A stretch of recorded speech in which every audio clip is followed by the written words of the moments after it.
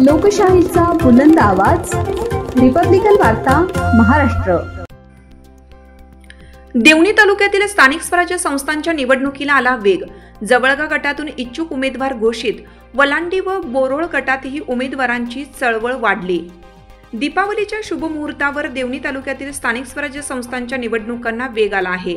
जवळगा जिल्हा परिषद गटातून इच्छुक उमेदवार म्हणून सोनू डगवाले यांनी आपली उमेदवारीची इच्छा जाहीर केली आहे।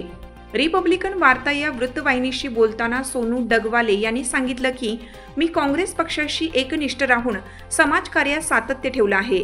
दिशा प्रतिष्ठानच्या माध्यमातून तालुक्यातील तसेच जिल्ह्यातील अनेक रुग्णांना आरोग्य सेवेचे सहाय्य केलं आहे।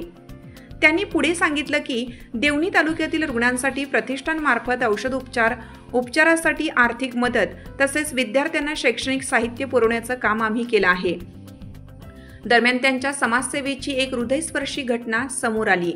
शिर्डी येथील रुग्णालयात बायपास सर्जरीसाठी गेलेल्या एका रुग्णाला योजना लाभातून वगळण्यात आल्याची माहिती मिळताच सोनू डगवाले यांनी तात्काळ रुग्णालयातील संबंधित डॉक्टरांशी संपर्क साधून त्या रुग्णाला योजना लाभात समाविष्ट करून सर्जरीची व्यवस्था केली। असे सामाजिक कार्य सातत्याने करणारे दिशा प्रतिष्ठानचे संस्थापक सोनू डगवाले धनेगावकर यांनी आता जिल्हा परिषद जवळगा गटातून काँग्रेस पक्षाकडून उमेदवारीची इच्छा व्यक्त केली आहे। त्यांच्या घोषणेनंतर वलांडी व बोरोळ गटातील इच्छुक उमेदवारांची चळवळही वाढू लागली आहे। नमस्कार, दीपावलीच्या हार्दिक शुभेच्छा।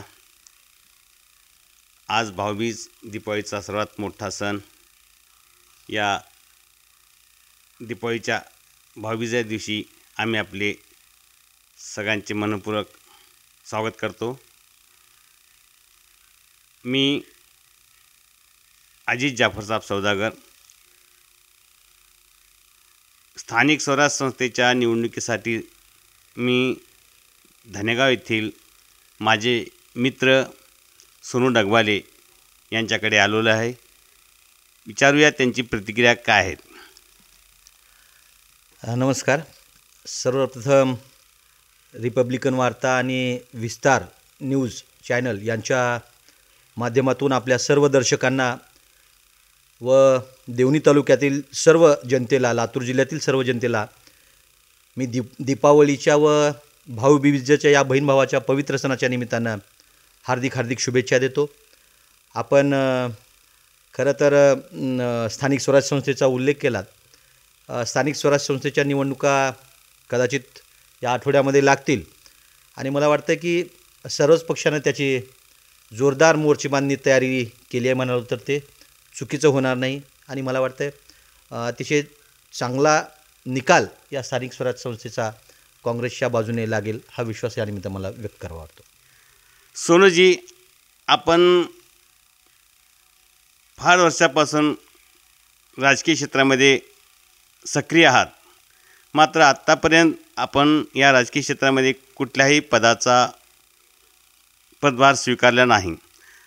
तुमची अशी चर्चा आहे या परिसरात की स्थानिक स्वराज्य संस्थेच्या जिल्हा परिषद गट जवळगा या गटातून आपली उमेदवारी निश्चित करण्यासाठी मोर्चेबांधणी करत आहात, ही कितपत खरं आहे? सर्वप्रथम आपल्या पहिल्या प्रश्नाचं उत्तर देतो की फार वर्षापासून आपण काँग्रेसचा काम करतो असं म्हणालात, पण मूळतः काँग्रेस पक्षाच्या स्थापनेपासून माझा परिवार हा काँग्रेस पक्षाशी एकनिष्ठ आहे आणि तेव्हा स्थापनेपासून आम्ही काँग्रेस पक्षाचंच काम करतो। दुसरा प्रश्न की मी कुठल्या पदावर नाही, तर श्रीशैल उडगे जिल्हाध्यक्ष होते आमचे। त्यांच्या कार्यकाळामध्ये मी ग्राहक संरक्षण सेलचा जिल्हाध्यक्ष म्हणून 3.5 वर्ष काम पाहिलं आणि अजूनही त्या पदावर मी काम करतो आहे। दिलीपराव देशमुख साहेब असतील, अमित भैया देशमुख साहेब असतील यांच्या माध्यमातून वृद्ध कलावंत मानधन समितीवर जवळपास 3.5-4 वर्ष काम करण्याची संधी पक्षाने मला दिली। तेव्हा पक्षाचे पदं भेटले नाहीत। खरंसं तर माझ्यासाठी ते अतिशय महत्त्वपूर्ण पदं आहेत। त्यामुळं पक्षाने बऱ्याच ठिकाणी जिथं संधी द्यायची आहे त्यावेळेस मला संधी देण्याचं काम केलेलं आहे आणि मोर्चेबांधणी आपण म्हणाल तर ते मोर्चेबांधणी मी काही केलेली नाही। मी अगदी नम्रपणे सांगतो, पक्षाकडून मला इलेक्शन लढवायची आहे, निवडणुकीत मला सहभागी व्हायचं आहे, हे नक्की निश्चित आहे। जर पक्षाने संधी दिली तर मी नक्की जवळगा जिल्हा परिषदेची निवडणूक लढवेन, ताकदीने लढवेन.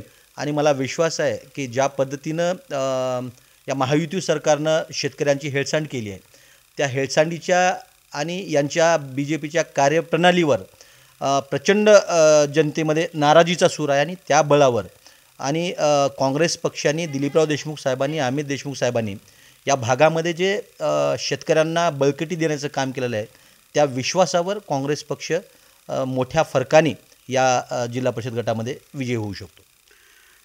तुम्ही स्थानिक स्वराज्याच्या निवडणुकीमध्ये सक्रिय आहात, मात्र या सक्रियतेमध्ये सामान्य जनतेच्या उपक्रमाबद्दल आपण आतापर्यंत कोणते उपक्रम राबवलात का? नक्कीच. काँग्रेस पक्ष मुळात सामाजिक जाण जपून काम करणारा पक्ष आहे. मग ते कुठल्याही सर्वोच्च नेत्यापासून ते गाव लेवलच्या कार्यकर्त्यापर्यंत सामाजिक भावना जपून प्रत्येक कार्यकर्ता असेल, नेता असेल, हा समाजाच्या सामान्य घटकासाठी काम करणारा पक्ष म्हणून ओळखला जातो. आणि तीच भावना, तेच पक्षाचे विचार आणि आमच्या नेत्याचे विचार घेऊन आम्हीही काम करत असतो. सामाजिक प्रश्न विचारलात म्हणून मी सांगू शकतो, खरं तर ते सामाजिक कामाचं राजकीयमध्ये विलगीकरण होऊ शकत नाही. ग्रामीण भागातील लोकांना सामाजिक उपक्रम राबविल्यानंतरच तो कार्यकर्ता सक्रिय आहे असा वाटतो. तुम्ही जरी पक्षाचे निष्ठावंत असलात तरी ग्रामीण भागातील ही निवडणूक ग्रामीण भागाची आहे. या ग्रामीण भागाच्या जनतेसाठी तुम्ही आतापर्यंत कोणते उपक्रम राबवलात? लातूर जिल्ह्यामध्ये आम्ही दिशा प्रतिष्ठान म्हणून एक आमची संस्था आहे. त्या संस्थेचा मी अध्यक्ष आहे. त्यामध्ये ज्येष्ठ आमचे संचालक आहेत, अभिजित भैया देशमुख साहेब आहेत, डॉक्टर अशोक पोद्दार आहेत, डॉक्टर किनीकर सर आहेत, जिल्हा परिषदेचे माजी अध्यक्ष संतोष भैया देशमुख आहेत, इसरार सगरे आहेत. खूप मंडळी, 18 जणांची आमची बॉडी आहे. त्यामध्ये वैशाली यादव आहेत. अशा या दिशा प्रतिष्ठानच्या संस्थेच्या माध्यमातून आपल्या देवणी तालुक्यातील 8 गावाला आमचा फिरता दवाखाना येतो, जो ग्रामीण भागातील गोरगरीब रुग्णांना अगदी माफक दरामध्ये त्याचा उपचार आमच्या संस्थेच्या मार्फत केला जातो. आणि मला या भागातील जनतेला आपल्याला सांगायला आनंद वाटेल की मराठवाड्यातील पहिला फिरता दवाखाना हा दिशा प्रतिष्ठाननी चालू केला. आणि या दिशा प्रतिष्ठानचं मागच्या 5 वर्षाचं काम पाहून, सातत्य पाहून आदरणीय सहकार मंत्री दिलीपराव देशमुख साहेबांनी 35 लाख रुपयाची गाडी दिशा प्रतिष्ठानला डोनेशन दिली. जे आपण या देवणी तालुक्यामध्ये 8 गावाला कदाचित वलांडीहून जाताना आपण पाहिला असाल की आमच्या दिशा प्रतिष्ठानचा फिरता दवाखाना जाताना. आणि त्या माध्यमातून मागच्या 5 वर्षामध्ये साधारण मी आपल्याला खात्रीनं सांगतो की 2 ते 2.25 लाख रुग्णांची आम्ही तपासणी करू शकलो. 5 ते 7 हजार रुग्णांचे ऑपरेशन आम्ही करू शकलो. पण याचं भांडवल आम्ही कधी केलं नाही, कारण सामाजिक काम आहे. गोरगरीब लोकांना त्याची फायदा झाला पाहिजे. आणि हे काम करत असताना कधीच दिशा प्रतिष्ठाननी जात, धर्म, पक्ष हा पाहिला नाही.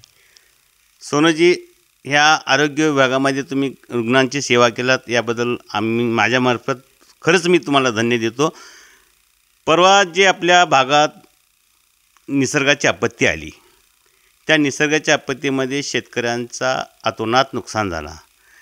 त्या नुकसानीसाठी आपण या परिसरातील शेतकऱ्यांसाठी कोणती भूमिका मांडलात? आणि शेतकऱ्यांना जो शासन अनुदान मिळण्यासाठी शासन डिक्लेअर केलं आहे, ते आजपर्यंत दिवाळीच्या अगोदर मिळेल अशी शासनाची भूमिका होती, परंतु मिळाली नाही. याबद्दल तुम्ही काही प्रयत्न केलात का?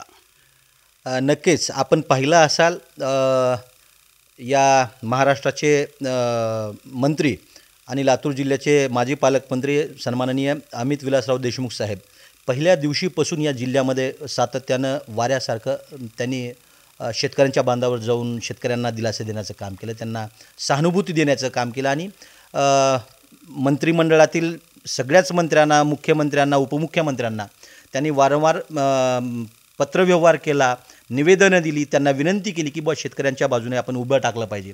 आणि तोच वारसा घेऊन नूतन जिल्हाध्यक्ष सन्माननीय अभयदादा साळुंके, मला वाटतं की त्यांच्याएवढे या जिल्हाभरामध्ये शेतकऱ्याच्या बांधावर कोणी फिरलं नाही. आणि त्यांच्याच मार्गदर्शनाखाली आम्ही काम करत असताना सातत्यानं आम्ही डेप्युटी कलेक्टर असतील किंवा तहसीलदार असतील किंवा जिल्हाधिकारी असतील यांच्या समन्वयामध्ये की शेतकरी आमची एक महाराष्ट्रामध्ये पहिल्यांदा अभयदादांच्या माध्यमातून शेतकऱ्यांच्या या नुकसानग्रस्त भागासाठी एक कमिटी स्थापन करण्यात आली, वॉर रूम स्थापन करण्यात आलं. त्या वॉर रूममध्ये त्यांनी मला इन्चार्ज केलं होतं आणि ती जबाबदारी माझ्यावर होती की बांधावरचे जे कोण शेतकरी असतील त्यांना काही अडचण असेल तर त्यांच्यामध्ये तहसील आणि डेप्युटी कलेक्टर ऑफिस यांच्यामधला समन्वय करण्याची जबाबदारी माझ्यावर होती. ती आम्ही अतिशय प्रामाणिकपणे पक्षाने दिलेली जबाबदारी आम्ही पार पाडली. समन्वय करण्याची जबाबदारी माझ्यावर होती, ती आम्ही अतिशय प्रामाणिकपणे पक्षाने दिलेली जबाबदारी आम्ही पार पाडली. आणि हे करत असताना की काँग्रेस पक्ष हा कुण्या एकट्या दोकट्यावर चालत नाही, प्रत्येकाची जबाबदारी असते. आणि आपण म्हणाल्याप्रमाणे मी आत्ताच म्हणालो की अभयदादा पूर्ण जिल्हाभरामध्ये फिरले. डॉक्टर अरविंद भातांब्रे काँग्रेस पक्षाचे नेते आहेत, ग्राहक डॉक्टर सेलचे जिल्हाध्यक्ष आहेत. जे शेतकऱ्यांच्या तोंडात आलेला घास म्हणजे जे सोयाबीनच्या बनमी होत्या त्या आपल्या या निलंगा विधानसभेमध्ये साधारण 10-12 बनमी काही समाजकंटकांनी जाळून टाकल्या. त्या जाळून टाकलेल्या शेतकऱ्यांच्या दुःखात सहभागी होत डॉक्टर अरविंद भातांब्रे तर त्यांच्या बांधावर गेले. त्यांना आर्थिकसुद्धा मदत त्यांनी केली. आत्ताच आम्ही वागणारवाडी येथील येडले नावाचे गोविंद येडले नावाच्या एका शेतकऱ्याची बनीम जळाली, 7 एकरची बनीम होती. त्यांनासुद्धा आम्ही प्रत्यक्ष, मी असतील, डॉक्टर असतील, आमच्या जवळगाव मतदारसंघातील आमचे संजीव रेड्डी असतील, अनिल भाऊ असतील, धनराज चिद्रे असतील, अशा सर्वांनी जाऊन त्यांना भेट देऊन त्या नुकसानाची पाहणी केली. त्यांनासुद्धा आर्थिक मदत आम्ही केली. म्हणजे असे असंख्य कामं काँग्रेस पक्षाच्या मधून आम्ही कायम शेतकऱ्यांच्या हिताचे केलेले आहोत. येणाऱ्या स्थानिक स्वराज्य संस्थेच्या निवडणुकीमध्ये आपली इच्छा जवळगा गटातून उमेदवारी मिळण्यासाठी पक्षप्रमुखाकडे मागणी करणार. त्यासाठी मतदारसंघात जनतेचा संपर्क वाढवला आहात का? नाही, जनतेच्या कायम संपर्कात आहे मी. पण नक्कीच या स्थानिक स्वराज्य संस्थेच्या ज्या निवडणुका होऊ घातलेल्या आहेत, हे काँग्रेसचा पदाधिकारी किंवा काँग्रेसचा कार्यकर्ता म्हणून ज्यावेळी निवडणुका येतील त्यावेळी काँग्रेसचा विचार मांडण्यासाठी माझ्यासहित काँग्रेसचा प्रत्येक कार्यकर्ता हा सक्षम राहतो आणि जनतेमध्ये जातो. त्या काँग्रेसची विचारधारा फुले शाहू आंबेडकरांची, छत्रपती शिवाजी महाराजांची आहे आणि त्याच विचारावर काँग्रेस सामान्य जनतेच्या हितासाठी कायम काम करत राहते. ती शेवटी राजकारण आहे, निवडणुकी आल्यानंतर प्रत्येकालाच फिरावं लागतं, पण केवळ निवडणुकीपुरतंच आम्ही फिरतो असं नाही. 365 दिवस आम्ही शेतकऱ्यांच्या प्रश्नासाठी आणि जागरूक मतदारासाठी आम्ही कायम काम करत राहतो. पुढच्या तुमच्या ह्या निवडणुकीसाठी आमच्या हार्दिक शुभेच्छा. धन्यवाद. धन्यवाद. रिपब्लिकन वार्ता महाराष्ट्र न्यूजसाठी Sagir Momin, Nashik. Subscribe now and press the bell icon. Never miss an update.